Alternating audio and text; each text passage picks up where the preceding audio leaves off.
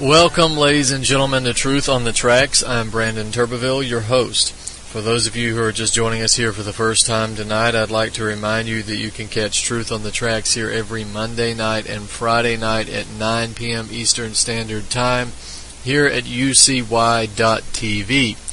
You can access the show's personal webpage at ucy.tv/TT for Truth on the Tracks. And on that page you'll find the archive versions of this show, the links to my more recent articles as they've been posted at brandonturbeville.com, and also a chat room with lots of other like-minded individuals, UCY listeners, and so forth.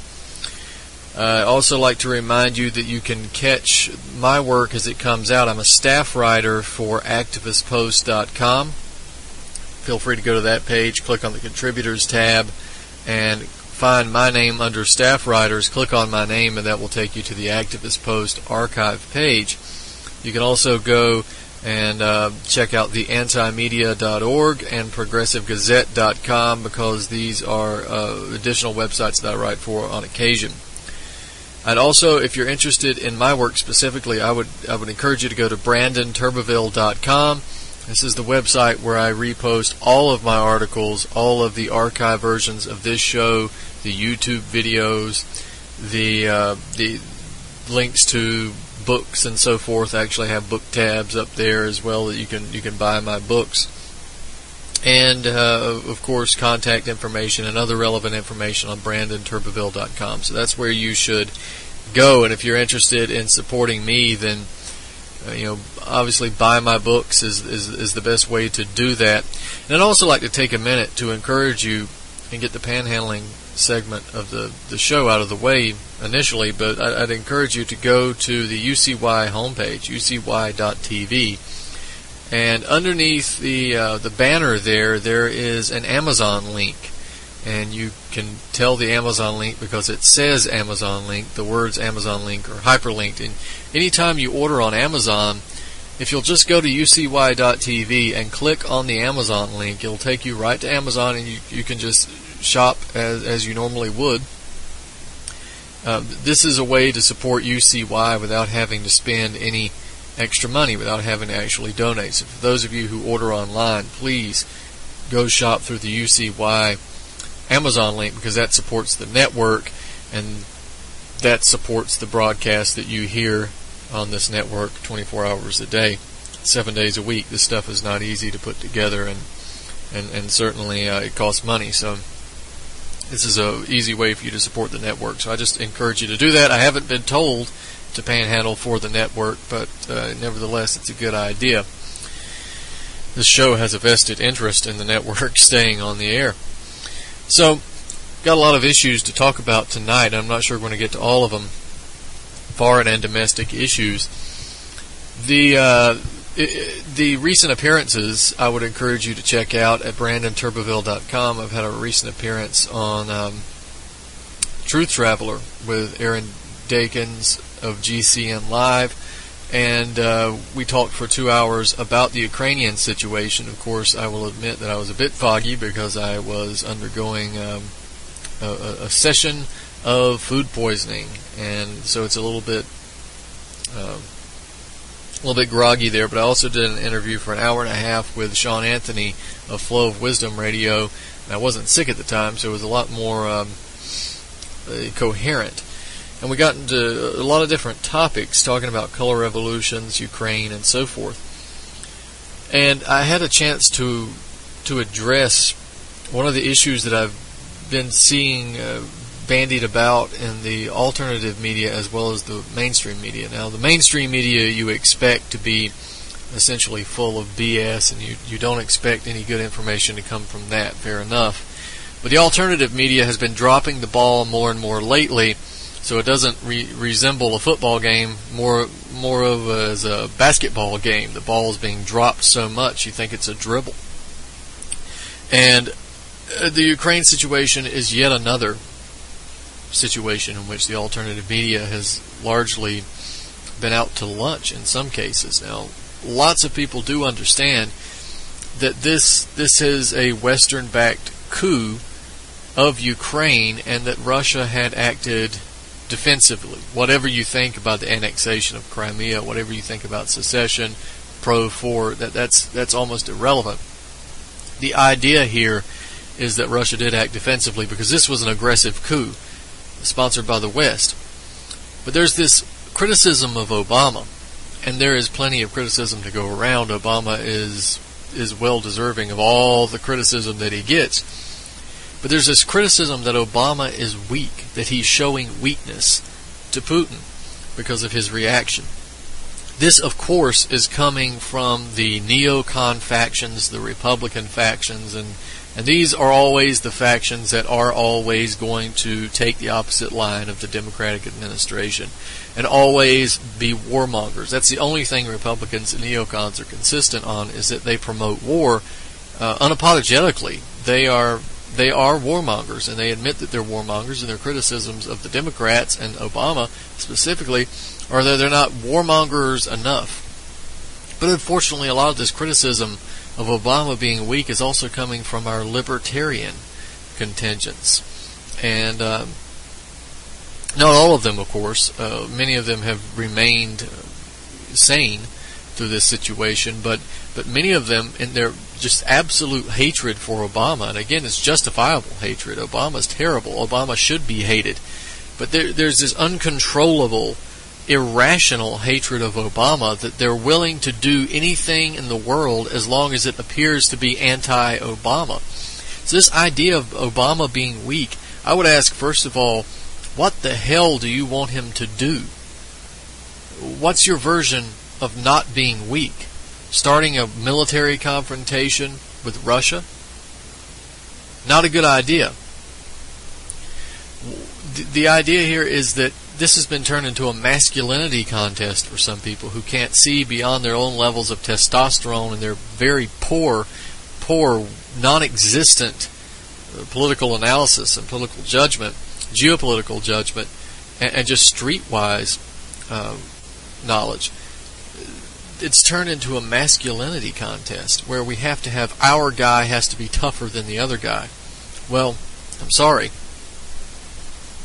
A masculinity contest with thermonuclear weapons is not something that should ever take place.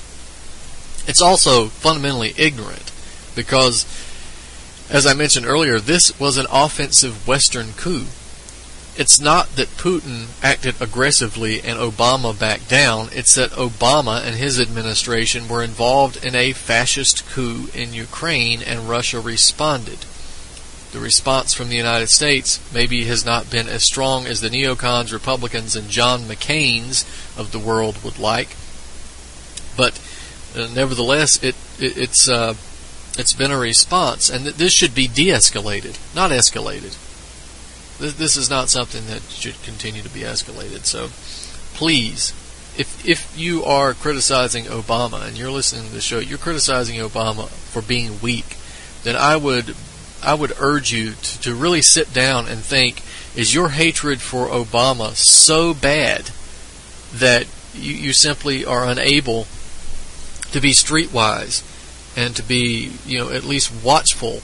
Are you able to be led around by your nose simply because you hate Obama? And again, justifiable hatred, but uncontrollable hatred such as this leads to nothing productive. This leads to you being a dupe.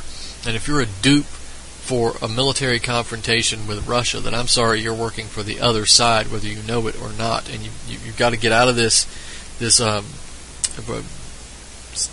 constant state of ignorance that you're in.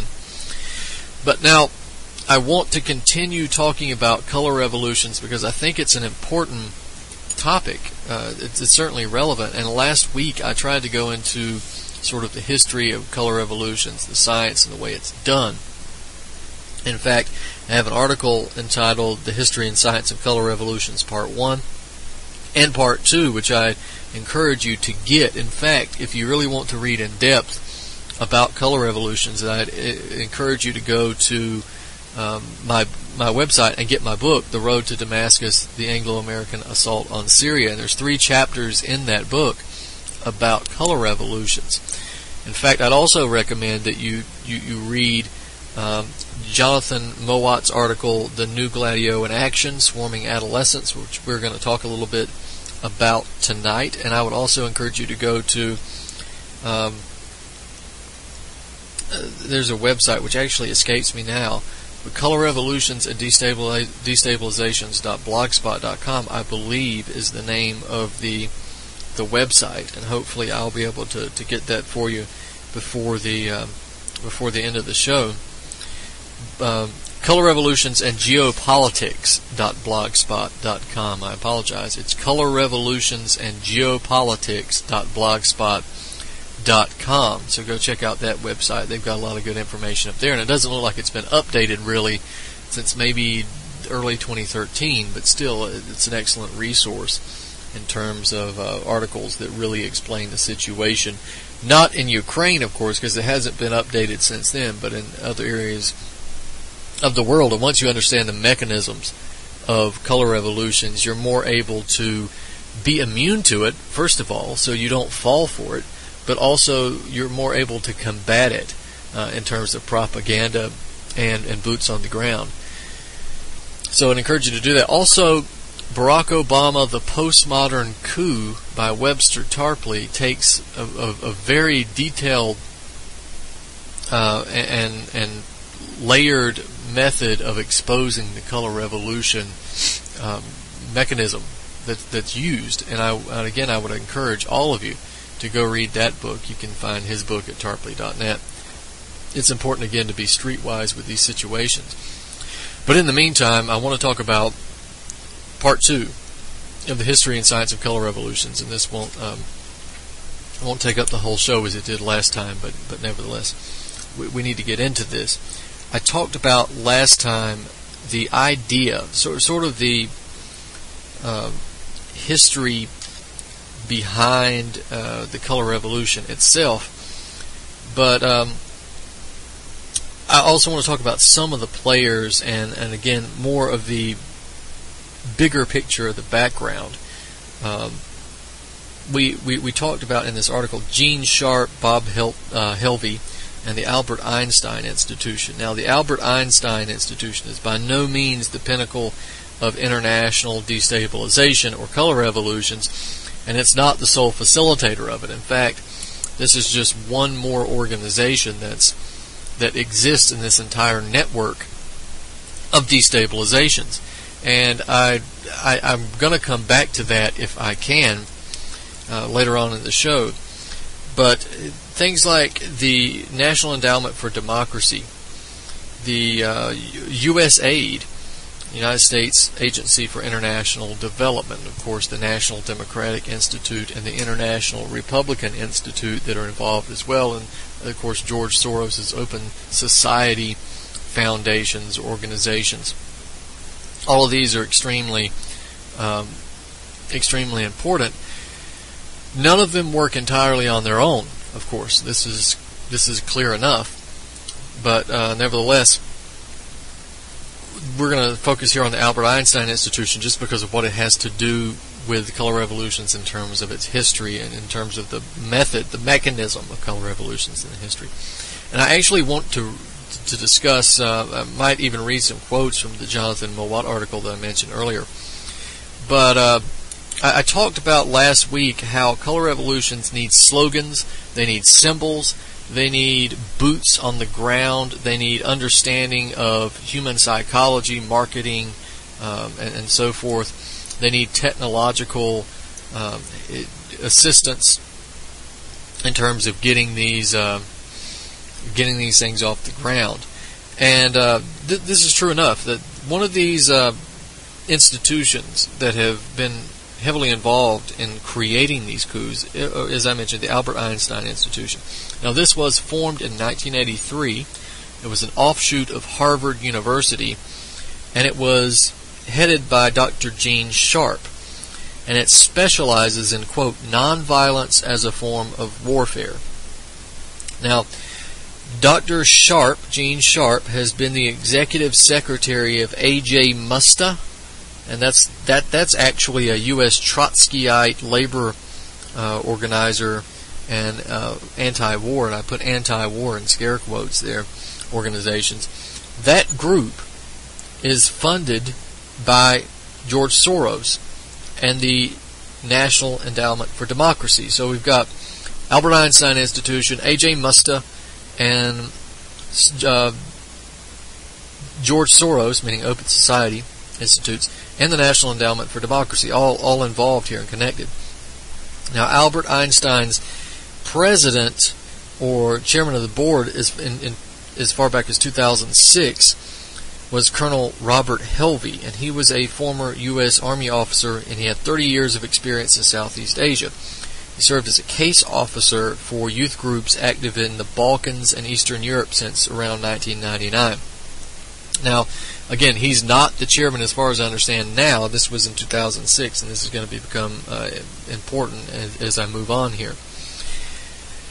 Now, in January 29th, 2001, Bob Helvey, or Robert Helvey, Colonel Robert Helvey, gave an interview with a film producer named Steve York in Belgrade. And he stated that he got involved in strategic nonviolence. This is when he first got involved. This is what he stated in the interview. Upon seeing the failure of military approaches to toppling dictators, especially in Myanmar, and he had been stationed as a military attaché in Myanmar, and he said that he saw the potential of Gene Sharp's alternative approach, which was essentially nonviolent people power, color revolution. And now, also, I need to mention, according to B. Rahman, this is the former director of India's Foreign Intelligence Agency, RAW, in 2001, in December 2001, he published a paper entitled The USA's National Endowment for Democracy, an Update, where he states that Helvey was actually an officer of the Defense Intelligence Agency of the Pentagon, who had served in Vietnam, and of course he was the U.S. Defense Attaché in Myanmar from 83 to 85, and that he clandestinely organized the Myanmar students to work behind Aung San Suu Kyi, and in collaboration with Boumia's Karen insurgent group. He also trained Hong Kong student leaders from Beijing in mass demonstration techniques, which were actually used in Tiananmen Square in 1989. That famous situation in Tiananmen Square was actually the implementation of training that Helvey was involved in. Right. So now he's, interestingly enough, the Falun Gong, which is a religious religious sect in China, who's been persecuted relentlessly by the Chinese government simply because they don't conform to the ridiculous atheistic belief system that the Chinese state tends to want to implement. Falun Gong is not religious in the traditional sense of gods and saviors and angels and that sort of thing. They're more based on meditation and it's close to Buddhism, but it's not Buddhism. It's Eastern, it's Asian. It relates to meditation and diet and so forth. But the Falun Gong they've been persecuted. There's no doubt about the persecution of the Falun Gong. But what's interesting is that Helvey was an acting advisor to many Falun Gong religious sects in China, where he was training them in civil disobedience techniques. And essentially, what this is, and of course we also have CIA connections to the Dalai Lama. A lot of people don't know that as well, but we do. In fact, many of the Tibetan monks were actually trained by the CIA in combat. This is for purposes of destabilization, but it's also for purposes of geopolitical restructuring and chess playing.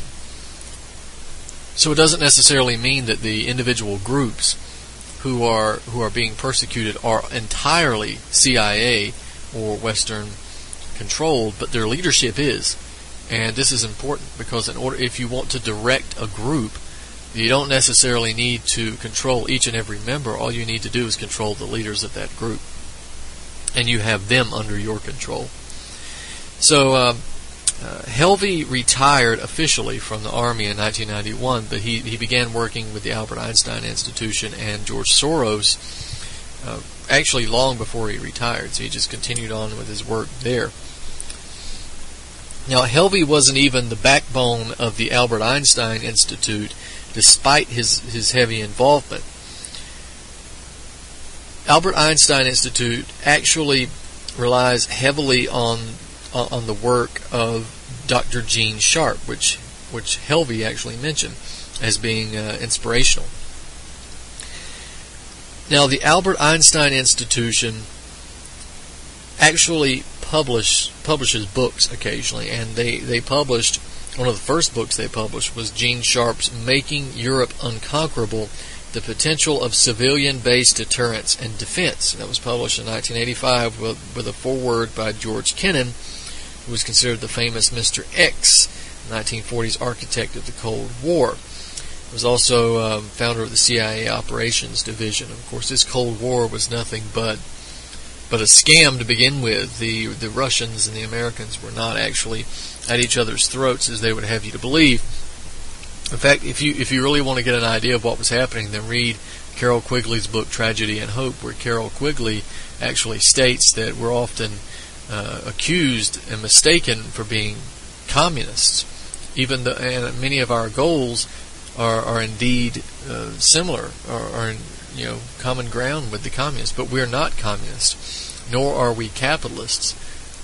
Basically, he admits to being the non-partisan elite order that controls both of them, and that communism and capitalism are simply dialectics to be merged later on when we have this new world order that comes later on. In fact, in the Rees Commission in the early 1950s, it was discovered when they were investigating foundations and the power and influence that they held over U.S. domestic policy, that the individual, the congressman who was investigating the Ford Foundation, was actually taken into a room and was told by the Ford Foundation that their goal was to merge the Russian Communist Society, Chinese Communist Society, with the West and its capitalist society, and it would produce a society that was neither communist nor capitalist, but a merger of both, this chimera of both systems. And that's exactly what we're seeing happening today.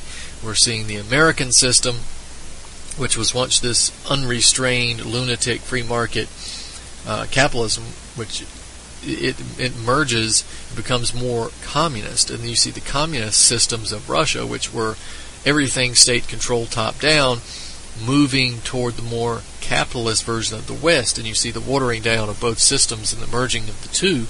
But what you also see is that when you look deeper into the systems, you realize that neither one was really truly communist per se, or the other was not truly capitalist per se, because the individuals at the top were all the same.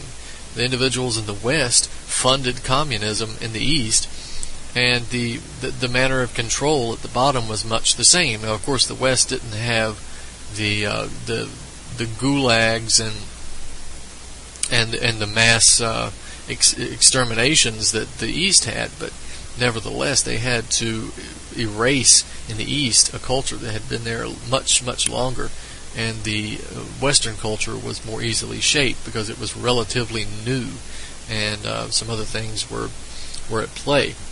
But not to get off topic, I wanted to mention this book, and in the book, Making Europe Unconquerable: The Potential of Civilian-Based Deterrence and Defense,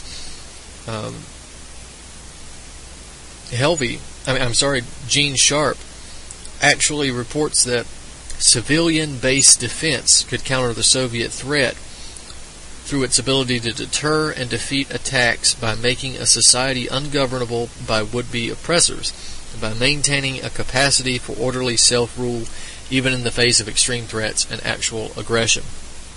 And he discusses some examples of that, being the Algerian independence in 1961, the Czechoslovakian resistance to Soviet invasion in 68-69. And in the foreword to the book, Kennan praises Gene Sharp for and this is the quote, showing the possibilities of deterrence and resistance by civilians as a partial alternative to the traditional purely military concepts of national defense. And that book was actually translated into several different languages, I think German, Norwegian, Danish, Italian, and some other languages that were predominantly of NATO countries. And the idea behind this is not to promote true freedom and democracy. It's to prevent other national governments from being able to function as they normally would simply by harnessing the power of the people and their natural dissatisfaction with these oppressive totalitarian systems. Also be aware that this applies to the United States as much as it does to other countries. Now, this is also analogous to NATO's Gladio network, which was a stay-behind network in Italy that was allegedly created to combat a Soviet occupation in Italy. And after the assassination of Prime Minister Aldo Moro, this came to light much more. In fact, Webster Tarpley actually did a book called Who Killed Aldo Moro. And this Gladio network essentially was a network of guerrilla fighters. It was a network of color revolution operatives and so forth, that if on the occasion that the Soviet occupation went through in Italy, then these networks would come to play and stage a guerrilla resistance and popular resistance and combat the Soviet Union in that way. Now, it's been said that Deputy Chief of Intelligence for the U.S. Army in Europe, Major General Edward Atkinson, first suggested the name civilian-based defense to Gene Sharp. And John M. McCartney, the coordinator of the Nonviolent Action for National Defense Institute, actually, he reports in his group's CBD News and Opinion in March 1991 that was the case. In fact, General Atkinson, the individual who suggested the name civilian-based defense, had retired from the Army in 1985, or roundabouts 1985, gave seminars at Harvard entitled Civilian-Based Defense and the Art of War. So this is something that's not the brainchild of Gene Sharp, even though he's largely credited with the science of color revolutions. We're going to pick up with this on the other side and talk about we're going to finish talking about the science and history of color revolutions and hopefully get into some other issues as well. So ladies and gentlemen, please stick with us. I'm Brandon Turbeville. This is Truth on the Tracks. We'll be back right after this.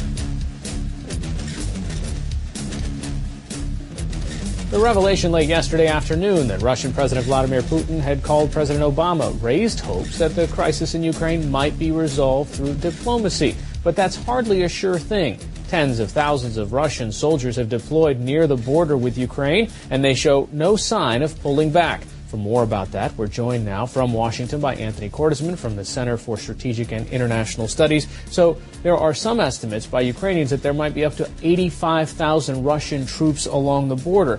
Whatever the number is, do we know about the composition of those forces, and what can Russia do with that kind of an army? Well, first, we don't really know the exact structure of that. We have been told on background that there are between 40 and 50,000 at least troops They haven't identified which units they belong to. But Russia announced there were going to be exercises, and there haven't been any exercises. They've just kept building up a presence, one that could directly go in to the eastern Ukraine.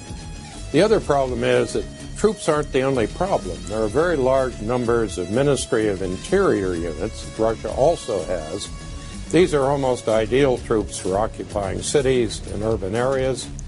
There are certainly pro-Russian elements in some of the cities in the eastern Ukraine.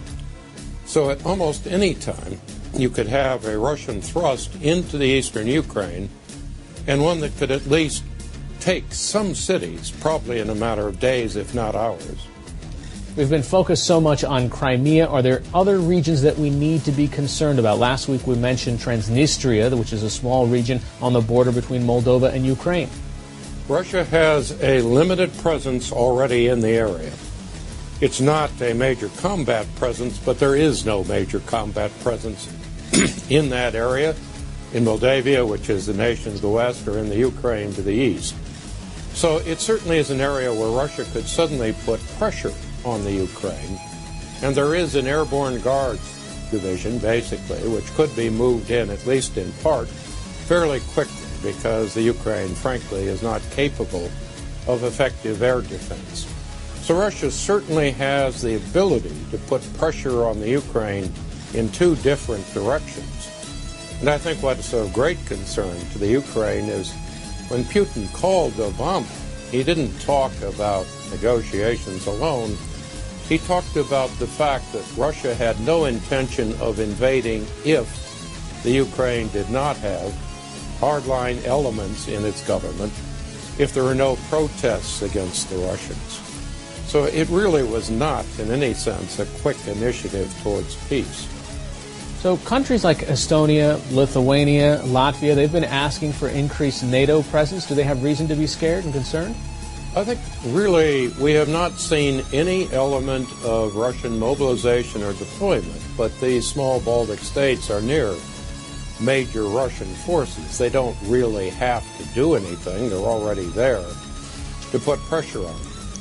And we have moved U.S. aircraft into one of those states, as we have into Poland. But I think certainly in today's climate, the problem is if the Ukraine becomes a major source of confrontation between East and West, if Russia goes beyond the Crimea and thrusts into the Ukraine, then NATO's response would have to be largely in other areas, and that could trigger a process of confrontation that none of these states can predict. Right, Anthony Cordesman from the Center for Strategic and International Studies joining us from Washington. Thanks so much. Thank you.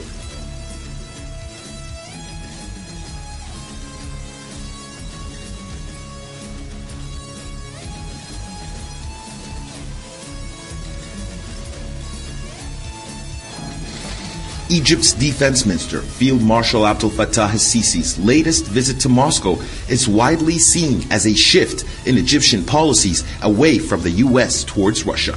The high-profile visit was to finalize a weapons deal and to discuss bilateral cooperation, but it had an underlying message that Egypt will in fact ally itself with Russia if relations remain shaky with the United States. In the very near future, there will be further talks between the officials of the defense ministries in Moscow and in Cairo on drafting a cooperation agreement that would detail the fields in which the two armies and the two sides would cooperate in military terms and in intelligence and in fighting terrorism. The move comes after months of turbulent Egyptian-American relations, following the coup led by the army, which removed President Mohamed Morsi from power and placed an interim government in his place. The removal of Morsi from the presidency was followed by a bloody crackdown against the Muslim Brotherhood,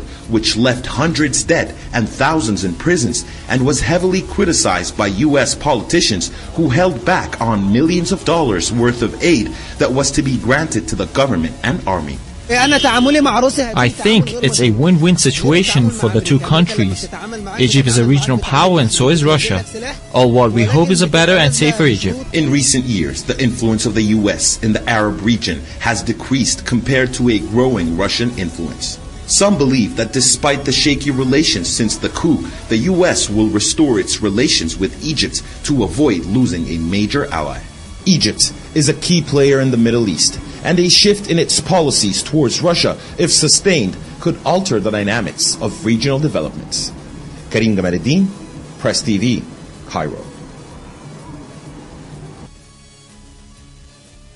For more news, visit youtube.com/pigmind5. This is Ozzy Skateboard, and you're listening to UCY.tv.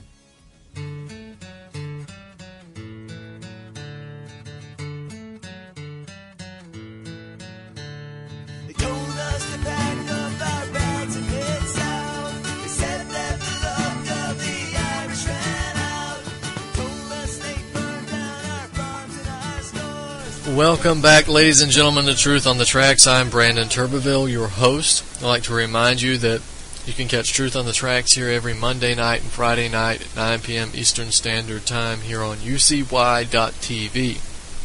Now, before the break, we were talking about the history of color revolutions and the history of some of the players in color revolutions. I'm going to try to go ahead and go through this as best I can so that people can get an idea of the types of people who are involved here, and then I want to move on to another issue. I was mentioning the General Atkinson, Major General Edward Atkinson, who had allegedly suggested the name civilian-based defense to Gene Sharp first, showing that this is not necessarily the brainchild of Gene Sharp necessarily. It certainly goes much further than that. But regardless, I wanted to finish up talking about that. A 1990 version published in 1990 is sort of a variant of Gene Sharp's book called Civilian-Based Defense, a Post-Military Weapons System. It's published by the Albert Einstein Institution. It was used in 1991 and 1992 by the new independent governments of Estonia, Latvia, and Lithuania, and planning their defense against Soviet efforts to regain control over those governments. Now, with the backing of these institutions and so forth, Robert Helvey and his colleagues, they created basically a series of youth movements called Otpor in Serbia, and Kamara in Georgia, Pora in Ukraine, and several others, where they were basically replicating throughout the old Soviet states, the old Soviet blocs. And they were achieving in civilian form what had not been possible in the 1980s through military power. And those groups spread also to Africa and South America. In fact, we're seeing that in Venezuela right now. Basically achieving in civilian form what is not as feasible, either not feasible or not as feasible to achieve in military form, is the purpose of the color revolution. And even though military involvement may follow the initial color revolution, so I'm not going to continue with the details right now. I'm going to have a part 3 come out soon, hopefully sooner rather than later, that details some more of this. But keep checking for that article, because it's very important stuff, and it's things that we have to talk about. Now, in fact, just to briefly mention this network of destabilization. And I mentioned Gladio, and I mentioned Otpor and Pora and Kamara and stuff like that. And of course, now we have the Euromaidan, the Maidan movement in Ukraine, and this is something that continues throughout the years.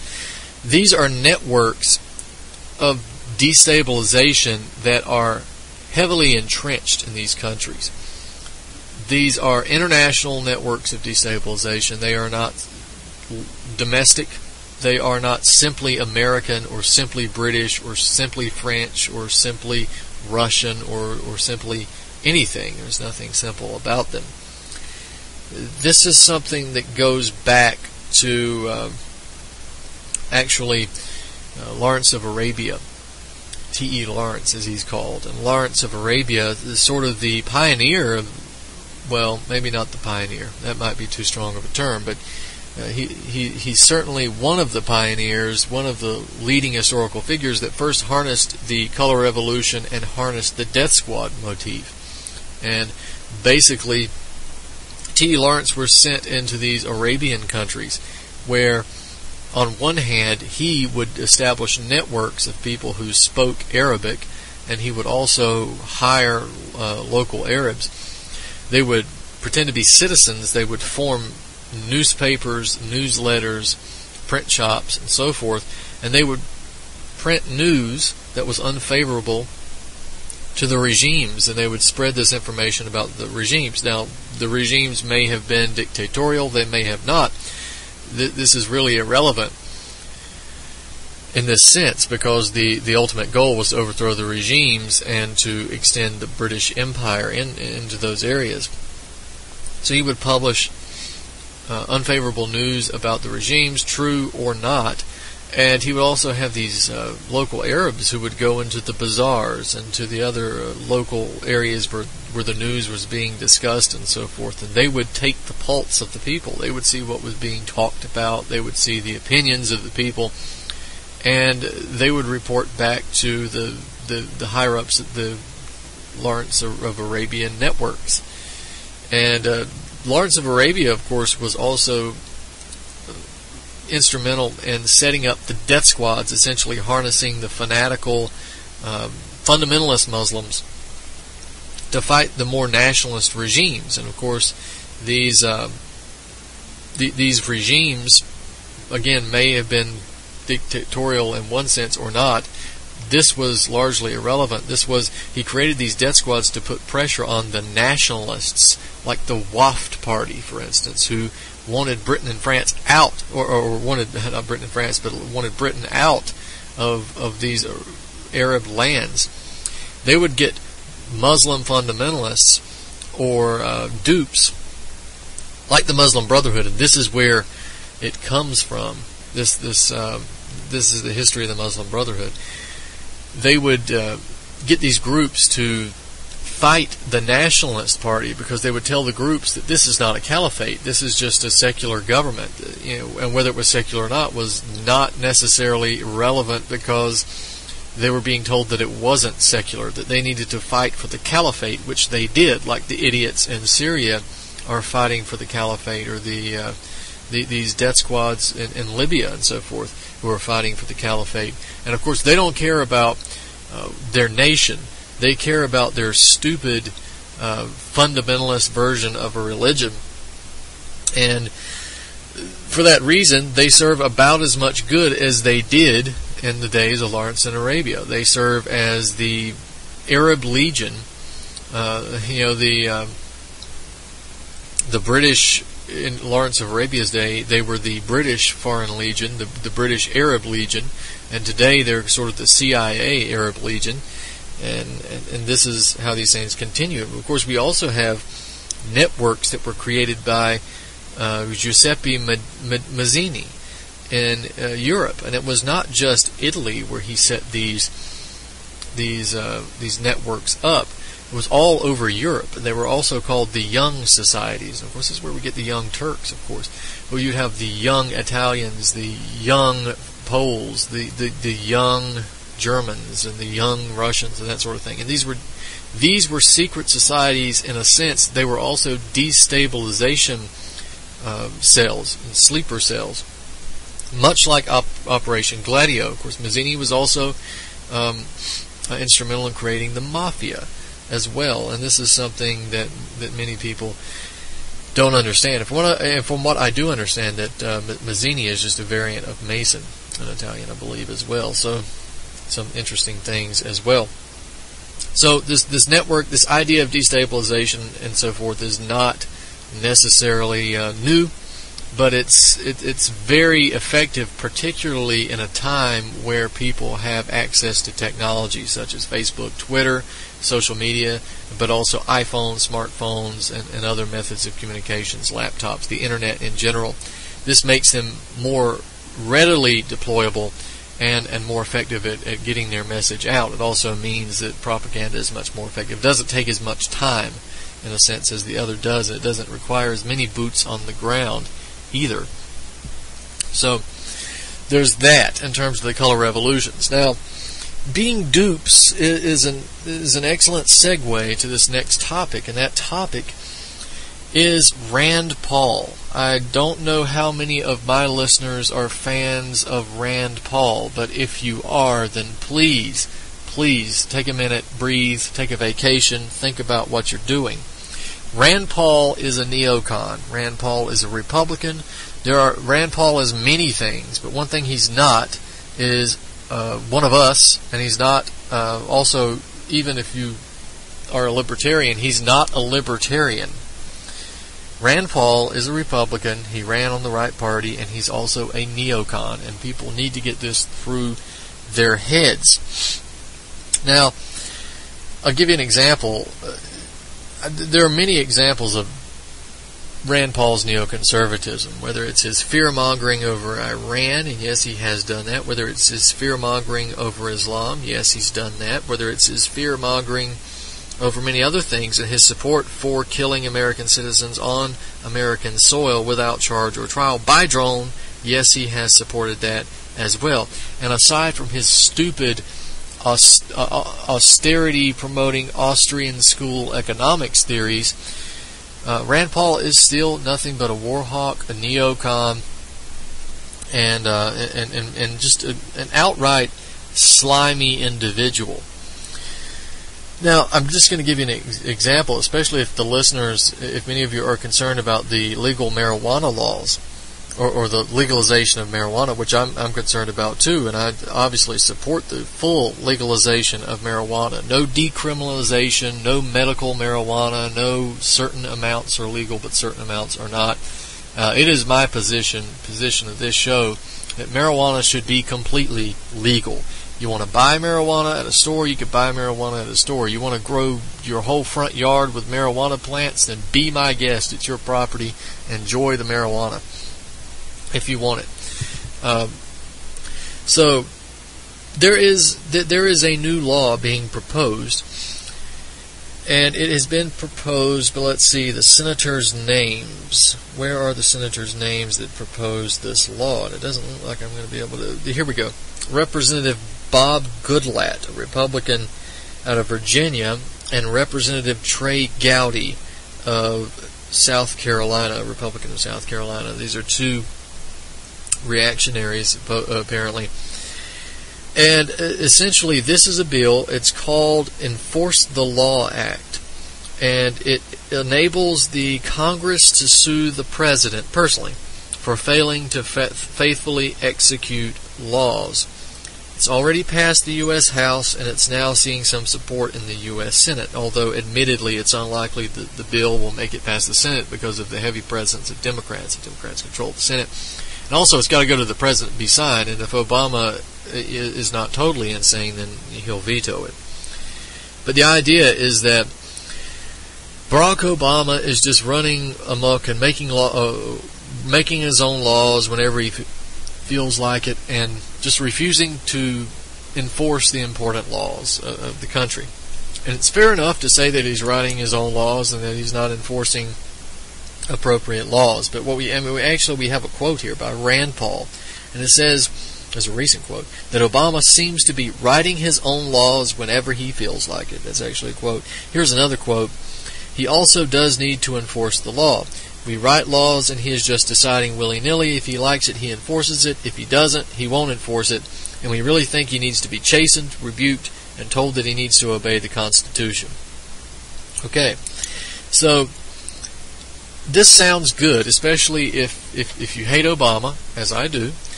But it sounds really good if you're a Republican, right? If you're, or maybe if you're a Libertarian, it might sound good at first, but it's not. Okay, it's not. Rand Paul, showing his true colors again with his Republican buddies, they make this sound as if what they're trying to do is stop the president from overstepping his bounds or allowing this ridiculous healthcare rationing Obamacare plan to create undue burdens on citizens or allow illegal immigration. They act like this is trying to stop him from doing those things, but in reality, the bill is actually going to do the opposite. Because if this bill passes, then Congress could use that law to force Obama or the president to crack down on states where marijuana is legal, or to crack down on states that have used nullification to nullify unconstitutional legislation. They could use this bill to force the president to enforce mandatory minimum sentencing statutes. And in fact, this Bob Goodlatte of Virginia, one of the people who co-sponsored the bill and wrote the bill, actually stated that Republicans could use this law to try and force Obama to crack down on marijuana in states that legalized it. And it says, here's a quote from Raw Story by Eric Dolan. It says, the report stated that Obama was not faithfully executing federal law by allowing states to legalize marijuana for recreational and medical use. The Federal Controlled Substances Act lists marijuana as a Schedule I substance, the most prohibited classification, which is reserved for dangerous drugs with no medical value. Not enforcing federal drug laws in states that have legalized marijuana infringes on Congress's lawmaking authority. And then Representative Trey Gowdy, who I mentioned earlier, who helped introduce the bill with Goodlatte, is criticizing Obama for dispensing with federal laws related to immigration, marijuana, and mandatory minimum sentences. This idiot wants to crack down on marijuana and mandatory minimum sentences because he loves mandatory minimum sentences, because the more people in prison, the better. If you can make sure that the feds can enforce marijuana legislation, that means more people in prison. And apparently this jackass, it's important to catch yourself before you say words that are too bad to say on the radio. Apparently this jackass loves to see people in prison. So we have an official statement for the bill, and it says, failing to enforce federal drug laws in states that permit medical and recreational marijuana use, and the announcement that the Justice Department will stop prosecuting low-level drug offenders under mandatory minimum sentencing laws are examples of Obama's executive overreach. Now, a couple of reasons why this bill is bad. All right, and I cannot stress enough that Rand Paul supports this bill. Rand Paul supports this bill. Get this through your heads. And this is just one example of this little slime ball. The United States government structure, the structure that we were given by our founding fathers, which apparently to Rand Paul, the Constitution is extremely important. It's the supreme law of the land, and we can't do anything that's unconstitutional. We always have to look at the Constitution for our guidance, except when it disagrees with Rand Paul, then we just have to get rid of it.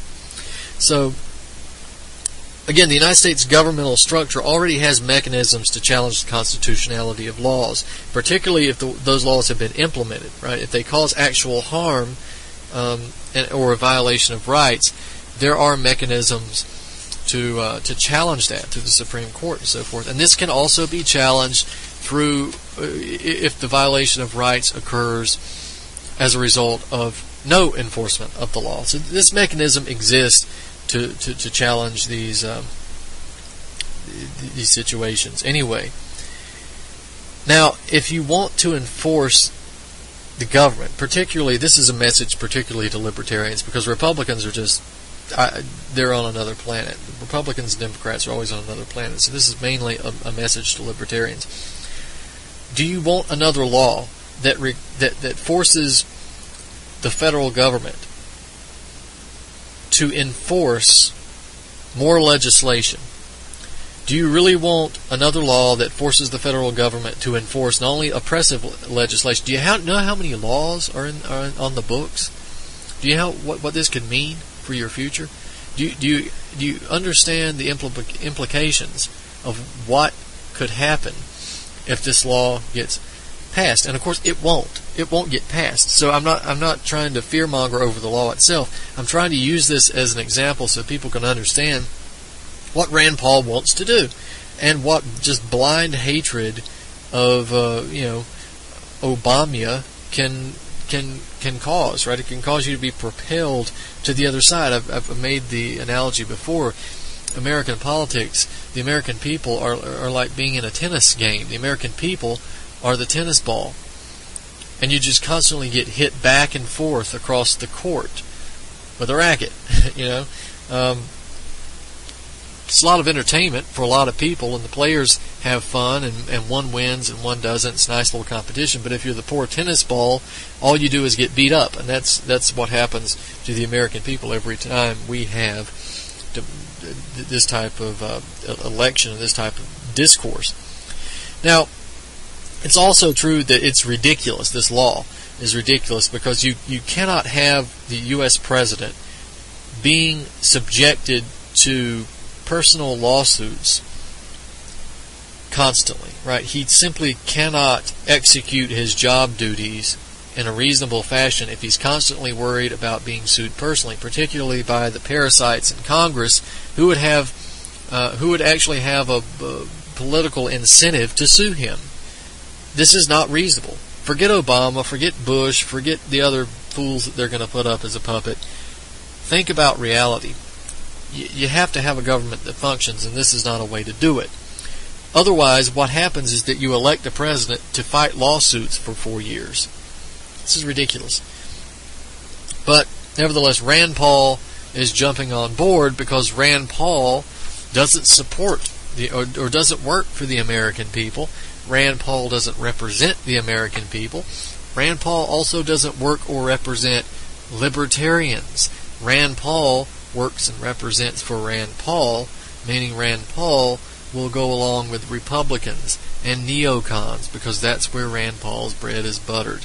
And it's time people start to understand this fact. I'm getting fed up with seeing the constant repetition of Rand Paul updates in the alternative media as if this is the new guy. This is our new leader of the alternative media, of those people who are awake. This guy's a joke. He's a neocon. If you vote for him, you've been duped. If you vote for him, you've made a huge mistake. And if you take a look at this guy, do some research on your own, and you vote for him anyway, then you might as well be a Republican yourself. Quit falling for the trap. It's every year. Every year, something like this is repeated, and you'd think that we'd get the message by now, and we'd understand it. Well, we're coming to the end of the show now, and I would like to remind you that I'm going to have some guests coming on here in the future, going to talk about a lot of different things, and of course, some of the guests I agree with wholeheartedly, and some of the guests I might not agree with as much, but I want to give people the floor, particularly those I think have something to offer, particularly those that I think have something unique to offer, and they may be people who are not getting the attention they need in the alternative media for work that they're doing, or they may be people who simply aren't in the alternative media, and I think that they have something to offer. I'll also be talking to people who have who are in the fight, who put their bodies in the blood and sand of the arena, and are at least trying to do something besides playing around on Facebook or playing around on a video game all the time or watching television all the time. Because got news for you: if you're watching television and playing video games with most of your time, your criticism is not welcome here, because you're useless. You're absolutely useless. So I'm gonna have people on the show who are at least trying to do something. I'm gonna support them however I can, and I would encourage you to do so as well. So I just want to remind you about the guests coming up. Also, please go to BrandonTurbeville.com and follow some of these issues that I've been covering as of late. We're going to have some media appearances coming up soon. Some other lectures are in the works. A lot of big things coming up. So please check out the articles I've mentioned tonight. And with that being said, this has been Truth on the Tracks. I'm Brandon Turbeville. We'll see you next week.